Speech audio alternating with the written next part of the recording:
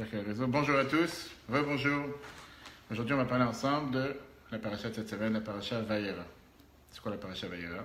Une paracha qui nous parle bien sûr de le sacrifice d'Yitzhak, même si ça n'a pas été vraiment un sacrifice, c'était le test que Dieu a testé à Abraham en lui disant « Je t'en supplie, fais-moi cette faveur, amène ton fils en sacrifice », ce qui à la fin n'a pas été fait. Mais c'était un test de foi pour savoir si vraiment il avait confiance en Dieu ou pas. C'est tout le cours qu'on vient de donner tout à l'heure à 13h. Et si Dieu veut ce soir, on parlera à 21h. Comment se fait-il qu'Abraham a tellement souffert, avec tellement d'épreuves et tellement de difficultés, et néanmoins, il n'a pas lâché l'affaire.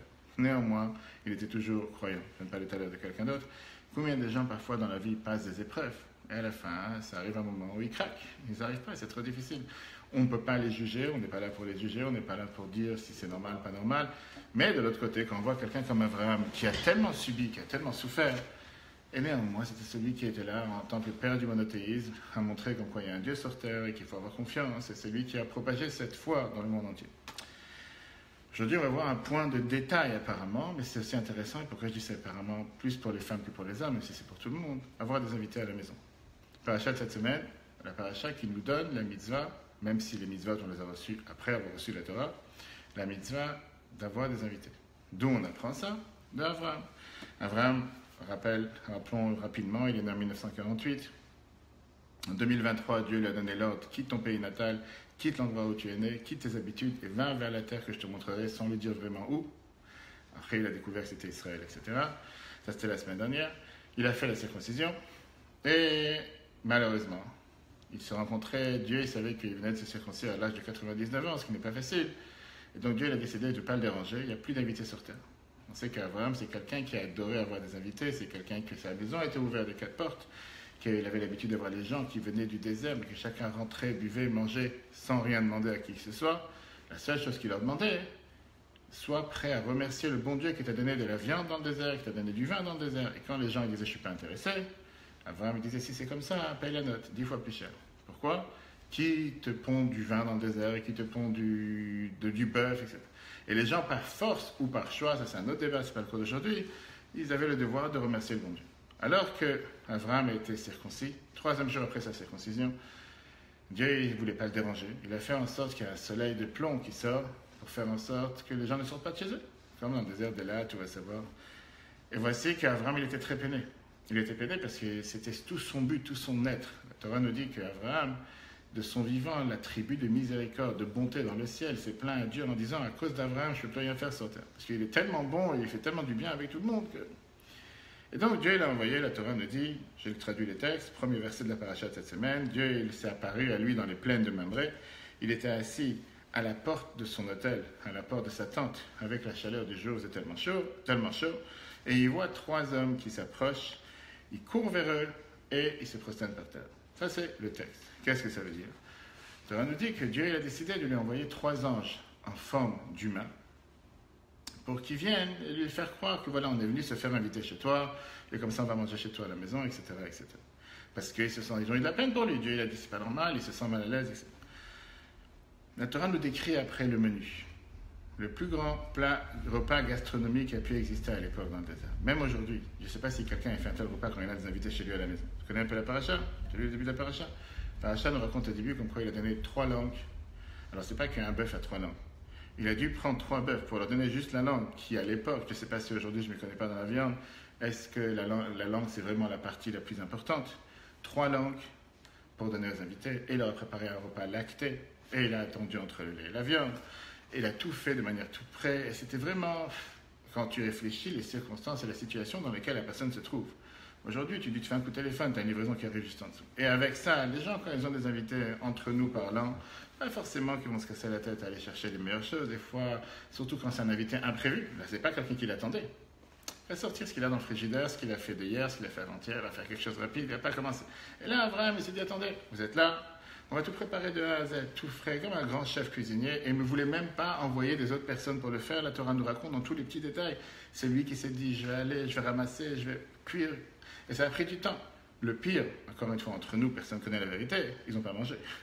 La Torah nous dit qu'ils ont fait comme s'ils ont mangé. Il y a tout un débat dans la halakha. Est-ce que tu es quitte quand tu invites un invité et que l'autre ne mange pas? Est-ce que tu as fait la mitzvah de recevoir des invités ou pas? Parce que la réalité, c'est que la mitzvah d'avoir des invités chez soi à la maison, il faut forcément manger, parce que si tu invites quelqu'un et il n'a rien mangé, est-ce que tu as fait la mitzvah ou pas? Alors ça, on verra après. D'ailleurs, il y a des débats dans la halakha. Si tu n'as pas voulu donner des zakah, par exemple, tu marches dans un centre commercial et tu as perdu un billet, 5 euros, peu importe. 10 minutes après, il y a quelqu'un qui passe, qui est pauvre, qui est nécessiteux, qui n'a pas mangé, qui ramasse ce billet, et il est parti acheter un sandwich avec. Est-ce que c'est considéré que tu as fait la mitzvah de zakah, ou bien le fait que tu l'as perdu et tu ne sais même pas ce qui se passe avec ce billet, ça se peut qu'il est tombé à la poubelle, tu n'avais même pas l'intention de faire des zakah, c'est sur ça qu'on va s'arrêter. Est-ce que tu as fait la mitzvah ou pas? D'abord les femmes, oui ou non? Non. Tu n'as pas fait. Pourquoi? Catégorique. Pourquoi? Donc ça peut ne pas être une mitzvah, on ne sait pas quoi. Concrètement, la personne, elle s'est nourrie avec? Non. Je te demande, la personne, je te dis toi, la personne, elle s'est nourrie avec, oui ou non? Tu n'es pas au courant de ce qui s'est passé avec la personne, mais je te parle par rapport à Dieu le sait. Toi, tu n'es pas au courant, toi, tu as perdu ton billet. L'autre, il est venu 10 minutes plus tard, avec ça, il s'est nourri, il n'avait pas mangé de la journée, grâce à ton billet, il a acheté quelque chose à manger, il a mangé. Est-ce que c'est considéré que toi, tu as fait de zakah ou pas?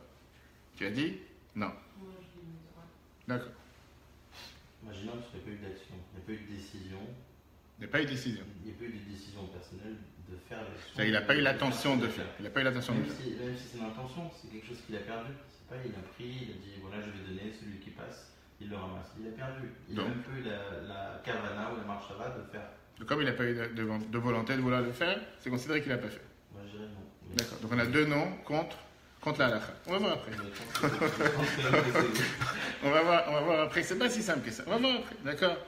Dieu il vient et la Torah nous dit que quand Dieu est venu pour rendre visite aux malades, parce qu'au final c'était le 3e jour après la circoncision, Dieu est venu lui rendre visite, et c'est aussi une des choses qu'on apprend dans la paracha de cette semaine. Et il a vu en même temps ses invités arriver. Abraham, il a dit à Dieu, Seigneur, attends une seconde, il y a des invités, laisse-moi m'occuper d'eux, et après je m'occupe de tout. Et de là, la halakha nous dit qu'on apprend la fameuse phrase, le fameux dicton, Gdolach nasat ochim mekablat neshchina, que recevoir des invités c'est beaucoup plus grand que d'accepter la divinité chez soi. Parce que Abraham, il a mis ça de côté, il a mis Dieu de côté pour pouvoir recevoir les invités. Ok. Continuons l'histoire, parce qu'aujourd'hui on connaît tout, on est déjà 3000 ans plus tard. On sait qu'au départ, ce n'étaient pas des invités normaux, c'était des anges. Abraham, il ne les a pas fait comme le sentiment leur donnait que de toute façon vous êtes des anges, donc pas besoin de se prendre la tête. Il s'est considéré avec eux vraiment comme des invités. Il y a un débat dans la halakha. Est-ce que vraiment il a fait la mitzvah puisque c'était des anges? Donc même si lui, il a tout préparé, mais en sachant que c'est des anges, quel était le but de se prendre la tête, etc. Bonsoir. Bonjour, pardon. Bonjour. Non, vous êtes en retard, c'est bien. En plus, il se lève pour vous. Avec plaisir. On parle des invités à la paracha cette semaine, la paracha Vayera. On parle d'avoir des invités à la maison. Est-ce qu'on fait la mitzvah comme Abraham l'a fait? Et Abraham, dans la paracha de cette semaine, a accepté, a reçu les invités, les 3 anges. Ce n'étaient pas des hommes, c'était des anges, mais il a préparé à manger pour eux. On a vu tous les détails. Qu'est-ce qu'il a fait comme menu, etc. Ce qui nous dérange ici, c'est que tu as Dieu qui vient te voir, en personne. Ce n'est pas donné à tout le monde. Je ne sais pas si quelqu'un aujourd'hui méritera que Dieu tape à la porte et dit « je viens chez toi ». Et qu'Abraham, il dit à Dieu, laisse-moi tranquille, parce que j'ai des invités. Alors, analysons les faits. Si c'est vraiment des invités, si c'est vraiment quelqu'un que tu n'attends pas, c'est vraiment des gens qu'ils doivent manger, etc., pourquoi pas? Mais là, on sait très bien que ce n'étaient pas des invités. Encore une fois, c'était des anges qui étaient déguisés. Alors, est-ce qu'Abraham, il a fait la mitzvah ou pas? Numéro 1. On va voir après la réponse. Deuxièmement, de cette phrase, on a appris tout à l'heure comme quoi on dit que c'est beaucoup plus important d'avoir des invités que de recevoir la divinité sur terre. Mais là, il n'y a pas eu des invités. Donc, comment tu apprends cette loi, que c'est beaucoup plus important d'avoir des invités que d'accueillir Dieu chez toi, quand il n'y a pas eu des invités ici? Deuxième question. Troisième question, s'il y a quelque chose que vous ne comprenez pas, avec plaisir. Et ça, c'est une loi qui est écrite dans Maïmonide. Rambam continue, et il nous dit que quand on parle des lois des invités, il y a une particularité au fait de raccompagner les invités. On sait qu'en hébreu, le mot avoir des invités, il y a 3 mots. C'est Eshel, qui veut dire un acronyme de Achila, manger, Shtia, boire, Lévia, raccompagner. Alors beaucoup de gens, en général, ils préfèrent accompagner les invités avant qu'ils arrivent. En 2 mots, avant même qu'ils arrivent, quand on leur dit « j'arrive, je ne vais pas chez toi dans 5 minutes », ils disent « pourquoi il a dû m'appeler aujourd'hui? J'ai tellement de choses à faire, pourquoi il doit passer ?» J'ai dit plusieurs fois, il y a des gens que quand en Israël, peut-être en France, ça existe des maisons, qu'il y a le panneau quand on rentre dans une maison « Baruch Ata Bevorecha, bienvenue en rentrant ». Il y a aussi le panneau qu'on met sur la porte « Baruch Ata Betzetecha, bienvenue en sortant ». Du moment que tu sois béni en sortant. Il y a beaucoup de gens qui ne savent pas lire l'hébreu, surtout chez nos amis français, et que des fois ils inversent les panneaux. Et quand quelqu'un rentre à la maison, le panneau d'accueil c'est bienvenue en sortant. En 2 mots, c'est pourquoi tu as besoin de venir. La question que Rambam te dit, on apprend d'Abraham le fait comment il s'est tellement donné pour ses invités, l'importance d'aller accompagner les invités. Et Rambam te dit, il termine en disant que Velivuyam yoter mersatam. Le fait de les raccompagner, c'est beaucoup plus important de les avoir invités. Ça veut dire que tu as pu donner tout le meilleur plat sur terre, le traiteur le plus cher, les plats les plus gourmets à tes invités, si tu ne les as pas raccompagnés. Mais si tu as pu donner, je sais pas, une mandarine, on va savoir un gâteau sec, mais tu les as accompagnés, là tu es considéré qu'elle va pas. Et Rambam te dit qu'apparemment, toute cette loi, on apprend de la manière comment Abraham s'est comporté. Dans la Bible, tu nous demandes la question, comment tu peux minimiser tout le plat? On vient de dire la Torah ne s'étale pas pour des plats gastronomiques. Et tu vois que dans la paracha de cette semaine, la Torah, pendant plusieurs versets, elle te dit quel plat Abraham il a mis, comment il a mis les choses. Alors, je ne sais pas s'il y avait des fourchettes et des assiettes à l'époque, s'il mangeait par terre, va savoir. Mais la Torah te détaille, dans le moindre détail, tout ce qu'il a préparé. Pourquoi tu en fais un monde, à tel point que Rambam, il apprend d'ici l'importance de raccompagner les invités. Et c'est ce qu'on apprend d'Abraham. Et Rambam te dit que si jamais tu ne raccompagnes pas les invités, c'est considéré comme si tu verses leur sang. Ke'ilu shofer damim. Comme si tu les avais tués. Moi, je vais te dire, on a l'habitude de voir les invités au Betrabat régulièrement, à la maison, au Sukkot, chaque fois, les soirs. Mais tu as des gens qui viennent. Je n'aurais pas dit que tu as des gens que tu n'as pas envie qui viennent, parce qu'on invite tout le monde, et tout le monde est là. Mais tu as des gens que tu sais qui sont assis à table, tu sais que ce ne sera pas un moment de tension. Tu as des gens qui viennent, et tu sais qu'entre les enfants qui courent dans tous les sens, et entre les parents qui sont considérés totalement absents, et tu as des autres personnes qui essaient d'écouter. Des fois, tu as des invités, tu te dis, c'est quoi? Peut-être fallait les inviter tout seul. Des fois, tu te dis, pourquoi tu les invites avec les autres? Après, tu as des invités qui ne veulent pas s'asseoir l'un avec côté de l'autre. Je préfère. Tu as toujours des envies. Alors, c'est vrai que quand quelqu'un n'a pas l'habitude, il invite une fois par an un invité, pour lui, c'est tout un monde. Pourquoi Rambam, il en fait un monde de raccompagner les invités? Alors, c'est vrai que c'est important d'accompagner les invités. Mais de dire que si tu ne les as pas accompagnés, c'est comme si tu les as tués. On n'est pas des tueurs. Beaucoup de gens ne vont pas se déranger d'aller accompagner quelqu'un. Des fois, ils sont assis à table, ils n'ont pas fini. Et beaucoup de gens, une fois qu'ils ont fini de manger, ils sont rapides, ils partent. Pas besoin de dire au revoir. On dit qu'il y a une des différences entre les hommes et les femmes quand ils partent d'un mariage. C'est qu'en général, un homme, il décide, il part du mariage ce soir, à 9h, il doit partir, il a un rendez-vous. À 9h, merci, au revoir. Une femme, en général, ça lui prend minimum 1 heure.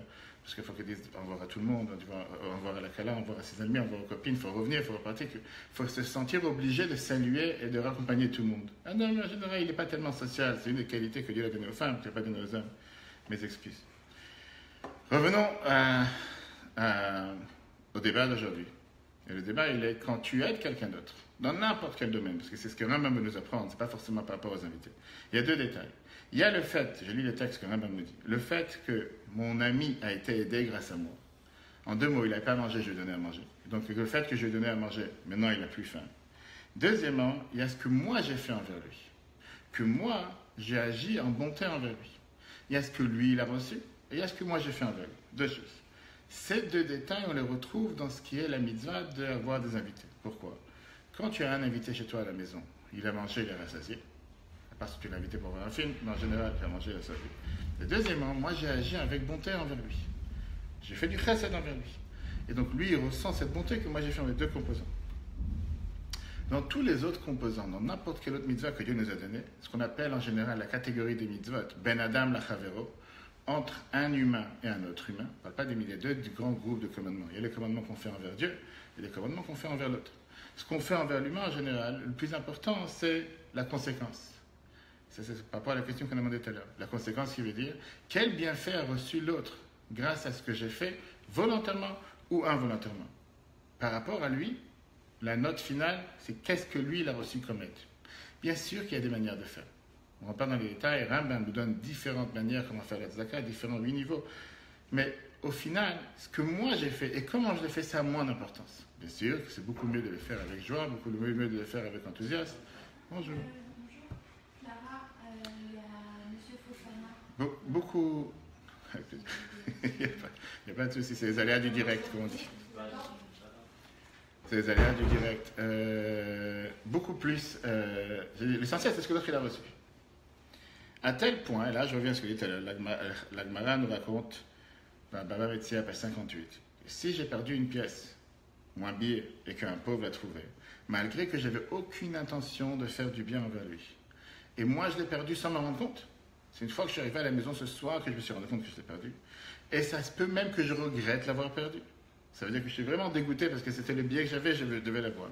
Puisque l'autre, celui qui l'a trouvé, il en a bénéficié, la conséquence, c'est considéré pour moi que j'ai fait la tzaka. Clair? De faux. C'est là on avait le débat, avant que vous arriviez. Pourquoi? Parce que, au final, la Torah te dit Amaaseh Waïka, c'est l'action qui compte. Encore une fois, bien sûr que ce n'est pas la meilleure manière de faire la tzaka, de faire avec je regrette de lui avoir donné. Mais au final, l'autre, il a pu manger aujourd'hui. Même si tu n'avais pas l'intention de vouloir le faire. Très bien. Par contre, quand on parle de Achnasat Ochim, quand on parle de recevoir les invités, là, il y a toute la différence. Pourquoi? Le fait que moi, j'ai agi envers lui, c'est bien. Mais ça, c'est dans tous les médias. Il y a ici le ressenti que l'autre, il a aussi envers moi. Est-ce que l'autre, il est vraiment à l'aise ou il n'est pas à l'aise? Dans le cas du billet perdu, l'autre, il ne sait même pas c'est qui l'a perdu. Il ne sait même pas c'est qui l'a envoyé pour lui. C'est le bon Dieu qui était sympa, qui a pensé à lui aujourd'hui, et pourquoi pas. Là, on a le devoir que l'invité ressente l'amour du prochain que j'ai envers lui. La manière comment je fais. Parce que sans ça, l'invité peut se sentir mal à l'aise. Il sentir je suis venu, je sens que je dérange, je sens que je suis en trop, je n'ai pas le droit de toucher, je ne sens pas chez moi, etc. Et ça, c'est ce que Rambam te dit. L'aspect, comment tu reçois les invités. La chaleur avec laquelle tu reçois les invités. La manière, comment tu te comportes avec les invités. C'est beaucoup plus important de qu'est-ce que tu fais avec les invités. Je n'ai pas dit qu'il faut être dans tout ce qui est, on va dire, l'hypocrisie française, dans les décors et rien dans l'assiette. Il y a des gens comme ça que, aujourd'hui, les traiteurs, plus c'est cher, plus tu as de la paille et de la mousse, tu as peut-être un carré et une carotte qui est debout, et pour ça tu as payé 120 € le plateau. C'est important, parce que la décoration est très importante. C'est très bien, pourquoi pas. Mais rien même te dit, il n'y a pas que le décor qui compte, il y a la manière comment tu as reçu aussi les gens. Pourquoi? Parce que raccompagner, c'est déjà pas son besoin. Il n'a pas besoin d'être accompagné. Il a déjà mangé, il a déjà bu, il s'est déjà reposé. À la rigueur, il peut déjà claquer la porte, dire merci, au revoir et il repart. Mais il a le sentiment avec quoi il repart. Est-ce qu'il était à l'aise ou il n'était pas à l'aise? Est-ce qu'il est heureux ou il n'est pas heureux?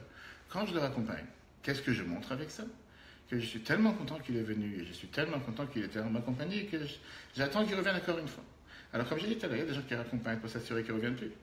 Mais en règle générale, tu raccompagnes parce que tu es tellement heureux et la personne se sent à l'aise, se sent content qu'il n'est pas juste là. Ça, c'est ce que Rambam nous dit dans la paracha de cette semaine. Qu'est-ce que ça veut dire raccompagner un invité? C'est plus important que recevoir l'invité. Et il te dit que tout celui qui ne raccompagne pas un invité, c'est comme s'il a versé son sang. Alors, la Torah prend ça, le Rabbi prend ça et développe, pas seulement pour les invités, mais dans les mitzvot qu'on fait en général. Couple, enfant, éducation, et dans la société en général. Parfois, tu peux faire quelque chose envers une personne, et tu peux le faire rougir. Et la Torah nous dit que faire rougir quelqu'un, c'est une des choses les plus graves qui peut exister. Qu'est-ce que ça veut dire faire rougir? Prenons un exemple dans une synagogue. Quelqu'un il est assis à côté de toi, il a pris un talit, c'est pas forcément le sien. Et tu as toujours les gens qui sont toujours, ils sont levés du pied gauche et ils sont encore en train de dormir, et qui voient que cette personne, elle a pris quelque chose sur son livre, il a pris sa place. Là, ça va, ils vont le tomber dessus comme si le monde s'est écroulé. Et la personne, son malheur, c'est que c'est la première fois qu'il n'est plus dans la synagogue. Ou ça fait 1 an qu'il n'est pas venu, ou ça fait 1 an qu'il a décidé de ne pas venir, et qu'aujourd'hui, il dit, je vais faire un bon pas. Et l'accueil qu'il reçoit par quelqu'un qui est sur les nerfs parce qu'il n'a pas pris ses médicaments le matin, il lui tombe dessus. Il n'a pas eu une mauvaise attention. Quelle attention cette personne a eue? Que la personne qui est partie, je ne sais pas, voir dehors, partir aux toilettes, peu importe, qui ne perd pas sa place. Il avait une bonne attention. Sauf que la personne l'a pris très mal. Et la Torah te dit qu'au final, beaucoup plus de qu'est-ce que toi tu t'imagines que tu as pu faire envers l'autre, tu dois aussi prendre en considération comment l'autre il a pris. Et si toi tu as eu la plus grande bonne attention, mais la personne l'a pris comme une mauvaise attention, tu as un devoir de faire attention. C'est comme si c'est considéré que tu lui as fait honte, même si tu ne pensais pas lui faire honte. Après, on ne parle pas des gens qui sont susceptibles, et des gens qui pour un oui ou un non, parce que tu n'as pas dit bonjour, ou tu n'as pas salué le premier ou le dernier, ou tu n'as pas dit au revoir. Pas la règle générale. Revenons à ce qu'on a dit tout à l'heure. Ce n'était même pas des invités réels. 3 anges qui n'ont pas bu et qui n'ont pas mangé. Mais ça ne nous regarde pas. Ça regarde ce qui s'est passé du côté d'Abraham. Abraham, il s'est comporté d'une manière qui nous a donné les textes et le devoir, comment les inviter. Après, ils n'ont pas mangé, c'est leur devoir. Et plein de fois, ça arrive que tu as vu des invités à la maison, j'ai l'habitude, combien de fois, et que tu ne manges pas. Alors les gens disent, après il va se vexer, les gens ne vont pas être contents, comment ça se fait, j'ai préparé. Peut-être que préparer c'est très bien, mais comment tu t'es comporté avec eux? Quelle est notre finale? La note finale, elle est que dans la Achnasat Ochim, avoir des invités, l'acte physique, c'est énormément important, mais le sentiment, le rapport, comment tu t'intéresses à l'autre, le souci envers l'autre. J'ai remonté par expérience, malheureusement, quand on va voir des maisons de Shiva, des maisons de deuil, même en enterrement, que Dieu nous en préserve, ou quelqu'un qui est à l'hôpital, ou quoi que ce soit, ou quelqu'un qui vient de passer une mauvaise nouvelle, une des erreurs à ne pas faire, que beaucoup de gens malheureusement font, c'est qu'ils se sentent obligés de dire quelque chose. Et dans la vie réelle, comme la Torah nous apprend, c'est que parfois, le fait même d'être présent sans ne rien dire, c'est ce que la personne elle attend. De montrer que tu compatis avec la personne, que tu es présent avec la personne. Qu'est-ce que tu vas commencer à dire? Qu'est-ce que tu peux dire face à une détresse, face à un malheur? Bien sûr que quand c'est quelqu'un malade, elle va souhaiter toutes les bénédictions, etc. Mais après, n'importe quelle phrase que tu peux dire, ça peut être pris bien, comme ça peut être pris mal. Ça peut être pris comme si tu viens d'enfoncer un clou, donc si tu vas dire quelque chose. Et la Torah te dit, tu sais quoi, fais attention. soit présent, c'est une chose. Dire quelque chose, pas forcément. Voilà l'enseignement qu'on apprend sur un pied, comme on dit, de la paracha de cette semaine, d'une des lois de la paracha de cette semaine. Pourquoi Maïmonide vient et nous dit l'importance de faire attention, de raccompagner les invités. Et c'est pas seulement raccompagner, c'est dans la vie de tous les jours, n'importe quelle mitzvah. Combien de fois tu as des gens qui vont offrir un cadeau à leur femme et ils pensent que si le cadeau ne fait pas 3 mètres de haut et 10 mètres de large, c'est pas un cadeau important. Combien de fois quelqu'un il va essayer de donner, peu importe le sentiment à quelqu'un d'autre qui se sent très bien à l'aise, mais la réalité elle est que les gens vont te dire j'attends plus le geste quotidien, même si c'est un petit geste, que d'attendre le jour d'anniversaire du mariage, le jour important. Là j'ai entendu quelque chose de grand qui s'est passé. C'est exactement la même chose avec Abraham. On peut très bien vouloir faire quelque chose dans la vie de tous les jours, mais attendre qu'il y a la chose grandiose qui se passe, pas forcément. Terminons avec qu'est-ce que ça nous concerne à nous dans notre service de Dieu. Combien de gens vont se dire arrive Kippour, arrive le jour du mariage, arrive un jour important dans la vie, c'est sûr que je vais faire les choses correctement. Mais Dieu il attend de nous que chaque jour, quand il n'y a rien d'anormal, quand tout va bien, quand c'est la routine, là aussi je fais les choses correctement. Bien sûr que c'est tout à fait normal que quelqu'un qui a vécu un miracle, quelqu'un qui a eu un épisode merveilleux dans sa vie, il va se sentir le devoir de remercier. Mais quand tout va bien, ça aussi c'est important. Ça aussi c'est quelque chose de normal. Et on a tendance à le prendre comme si tout est... Il n'y a rien de spécial. Quand il y a quelque chose de spécial, là je remercie. Le jour d'un mariage, sans un enfant. Parachat cette semaine, tu dis non. Même dans un simple geste, une simple bénédiction tous les jours, une simple mitzvah tous les jours, une simple étude, ça aussi c'est quelque chose qui nous donne la permission de pouvoir remercier le bon Dieu. Question? Objection? Pas interdit? Ok? Ça, c'est le début pour cette semaine de studio. Et la semaine prochaine, on parlera, bien sûr, il y a tellement de sujets. La semaine prochaine, c'est une paracha qui concerne que les femmes, même si la Torah concerne tout le monde. On parle de la mort de Sarah.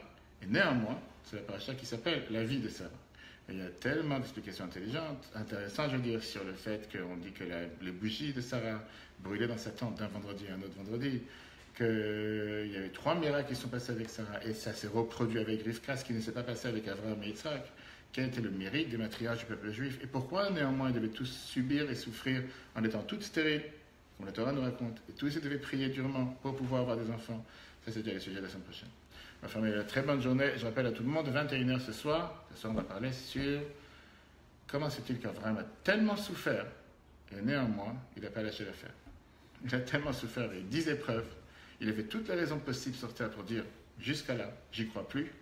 Et néanmoins, avec tout ce qu'il a subi et souffert, plus que n'importe quelle autre personne sur terre, il a décidé de continuer à propager ce qui était le monothéisme, ce qui était la foi en Dieu. Et c'est pour ça qu'on est là aujourd'hui. Très bonne journée.